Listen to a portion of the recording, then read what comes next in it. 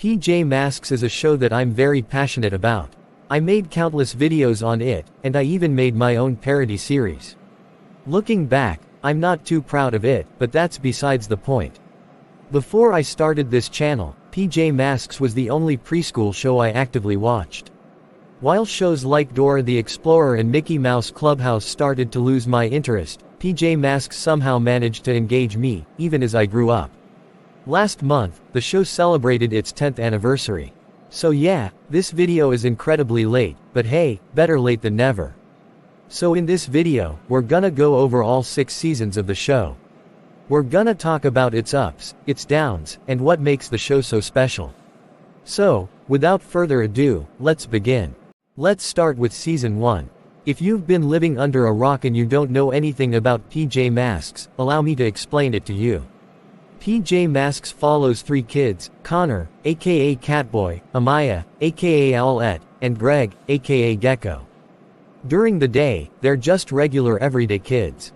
But when a villain causes trouble during the night, they transform into nocturnal superheroes to save the day, while learning valuable lessons.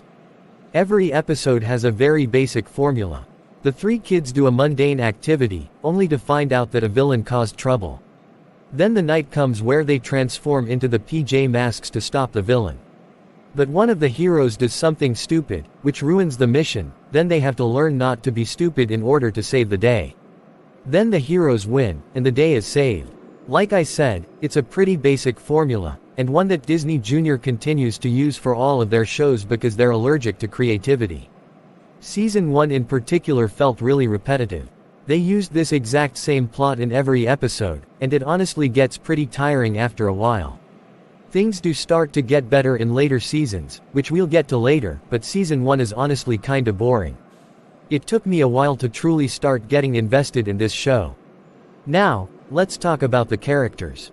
I always thought that Catboy, Owlette, and Gecko were the blandest characters in the show, but while rewatching the series, I've come to realize that they do have strong personalities that stand out from each other.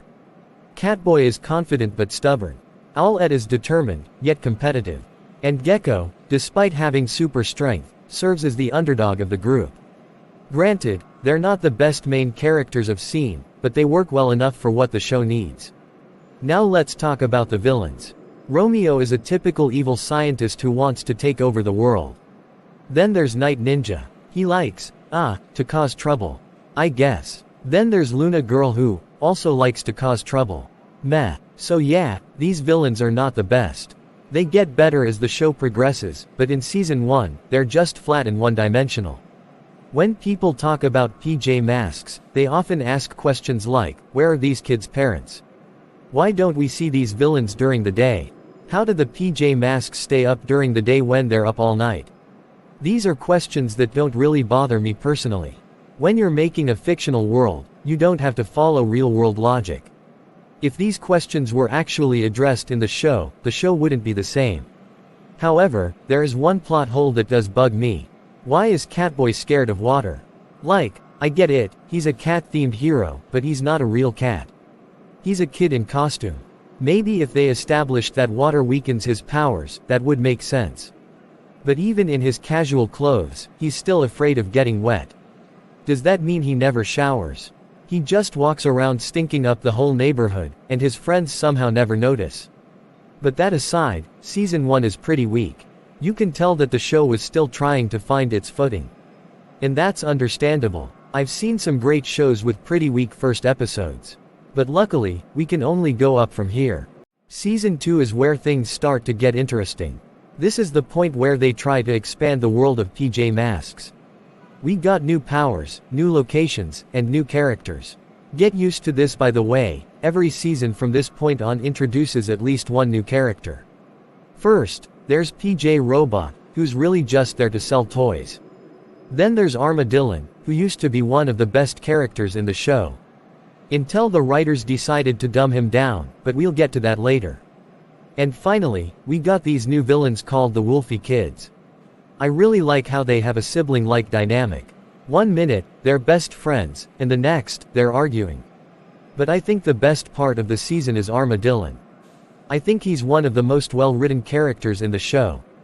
In his introduction, he reveals himself as the city's newest hero. But immediately, we see that he's not that good at being a hero. He ties up Night Ninja for no good reason, he has a huge temper, and he even goes as far as to try to defeat the PJ Masks so he can be the only hero. Luckily, the PJs manage to reason with him at the end. I think what makes Armadillo so well written is that they don't just resolve his character flaws at the end of his first episode. In most preschool shows, a character learns their lesson of the day, and then magically becomes perfect by the next episode. But with Armadillo, his temper, impatience, and tendency to jump to conclusions remain a core part of his character, making his development feel surprisingly natural. Gee, I sure hope they don't ruin that in later seasons by turning him into a brain-dead idiot who constantly falls for the villains' tricks even when they're painfully obvious. Thank God that never happened. Season 2 also introduced the PJ Crystal. It's basically the source of the PJ Masks' powers. We get to learn more about this crystal in later seasons, but it raises a question. Why don't we ever get a backstory for the PJ Masks? How did the characters meet? How did they get their powers? I know that in episodic shows like this, the characters' backstories don't really matter, but in Season 2 onwards, they try to expand the lore of PJ Masks, so wouldn't it make sense to have an episode showing how the PJ Masks came to be? I'm sure kids would love that. That aside, this was a pretty good season. Thanks to the expanded lore and new characters, this is where I started to get a bit more invested in the show. Honestly, there isn't really much to say on Season 3. When it comes to ranking the seasons, this one would go right in the middle. It's not good, it's not bad, it's just fine. This time, we only get introduced to 2 new characters. First there's Anyu, the dragon girl. And then there's Matsuki. I'm just gonna say it right now. Matsuki is the worst character in the whole show. Everything about her, from her ugly design, to her annoying voice, to her awful personality, everything about her just drives me to insanity. I think she deserves her own video someday, because trust me, if I go on here, I'm not gonna stop, and this video will end up being 5 hours long. So, we'll save all that anger and suffering for another day. For now, let's talk about a character that doesn't want to make me jump off a bridge. Anyu is my second favorite character in the series. Other than Armadillo, she's the most well-developed character in PJ Masks. When she's introduced, she's mysterious, antisocial, and even a bit rude. In her debut episode, she saves the PJ Masks from falling to their deaths, but then she just tells them to screw off. In fact, she doesn't even tell them her name until the very end of the episode. But once you learn about her backstory, it makes sense why she acts this way. She was trapped in a magic gong for 1,000 years, where she was forced to serve whoever struck it. Now that she's free, she likely doesn't want to be around a lot of people. And on top of that, she goes through the biggest character arc in the show. As the season goes on, she starts to open up more to the PJ Masks, she learns to accept help from others, and she learns the importance of building relationships. This is by far my favorite character arc in the entire series. So for those of you who say that I shouldn't criticize preschool shows, you can get lost. Preschool shows can have good writing, and PJ Masks proves that. It's kind of weird how we got the worst character, and the best character in the same season. A lot of people in the PJ Masks community say that Luna Girl should get a redemption arc. And personally, I never really understood that. Sure, she sometimes works with the PJ Masks to defeat another villain, but she only really does it for her own benefit. Throughout the show, she never showed any signs of wanting to change. I bring this up because in the Season 3 episode, Best Friends Forever, Luna tricks the PJ Masks into thinking she's reformed so they'll invite her into their HQ. But in reality, she's gonna steal their rocket ship and go to the moon. Her plan succeeds at first, but then, everything goes wrong, and she's forced to work with the PJ Masks to get back to Earth. This episode is the one where people point to when they say that Luna deserves a redemption. But again, I just don't see it. She tricked the PJ Masks and took advantage of their kindness to steal their things. That's honestly a pretty messed up thing to do. And even when she does decide to work with them at the end, she only does it for her own benefit. If she wasn't in danger, she'd have left them stranded without a second thought. That aside, this season is pretty mid. It's not bad by any means, it's just not that memorable. I think I speak for most PJ Masks fans when I say that Season 4 is easily the best season of the entire series. It has so many great episodes, from Matsuki's missing sister, to missing Space Rock. This season felt way more action-packed than anything that came before. This time, we get introduced to a whopping 4 new characters. Jesus, we're gonna be here for a while. Starting with Newton Star, a space-themed hero. While Armadillon is my third favorite, and Anu is my second favorite, Newton is my number 1 favorite character in the whole series. He's one of the very few preschool show characters that I relate to on a personal level. He's quiet, antisocial, he prefers to do things by himself.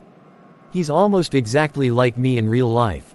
In one episode, the PJ Masks want to hang out with him and learn about his space powers, but they end up being too noisy, and Newton wants peace and quiet. So, he tricks them into going on a special asteroid, and sends them away. That was the moment where he instantly became my favorite character. Even though it was wrong at the end of the day, you can still understand and even justify why he did it. And honestly, I would have done the same thing. And then there's Monkey Goo. For a while, I kind of forgot he existed. In fact, when I did my character ranking a few years ago, I completely forgot to include him. After a while, he kinda just became an irrelevant character. I do like how he's not completely evil like the other villains.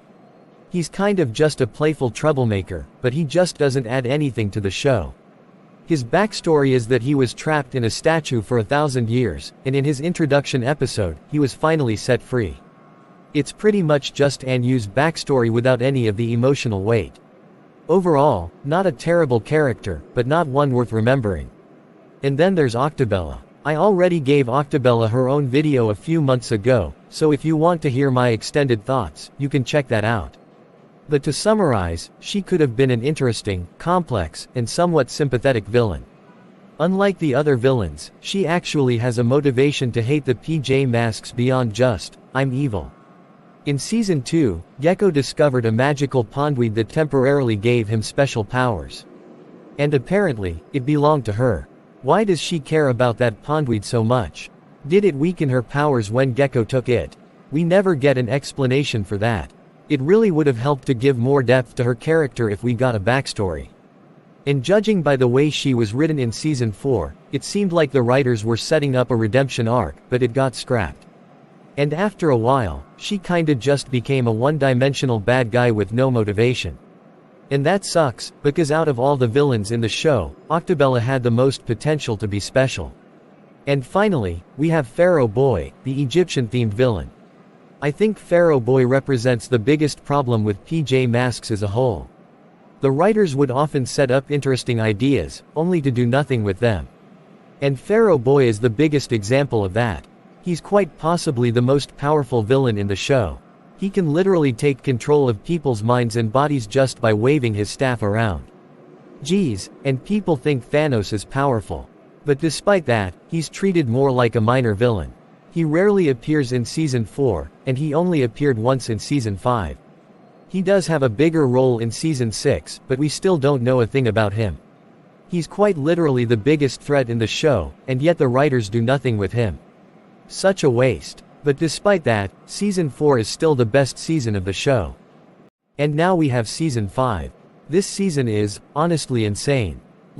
There are so many new characters and story elements, that I don't have time to go into all of them.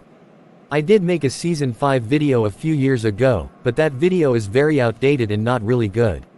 I think I might need to come back to this one for a more detailed video.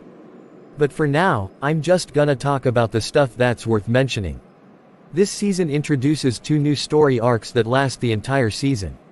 One arc involves these new villains called the Speedy Twins as they steal the PJ Masks vehicle parts and they have to get them back. And the other one revolves around Matsuki teleporting Luna Girl off the moon, and she has to get back there. Words cannot even begin to describe how much I despise this particular storyline. Not only did it solidify my hatred of Matsuki, but it was also long and tedious. I wanna go into it so badly, but no, I'm saving it for Matsuki's video. This season introduces a whopping 7 new characters. I've already talked about Pirate Robot in my previous videos, and the PJ Riders are so useless that they're not even worth mentioning, so I'm only gonna talk about Ortisha and the Speedy Twins. Starting with Ortisha. And yep, add her to the list of wasted characters. They were so close to making her a great character. They had all the right ingredients, but it was just undercooked. Ortisha's introduced as a plant-themed villain, but by the end of the season, she redeems herself and becomes a friend of the PJ Masks. This is a great idea on paper, and her motivations were right there. Ortisha was never really evil, she just wanted to protect her plants despite how destructive they are.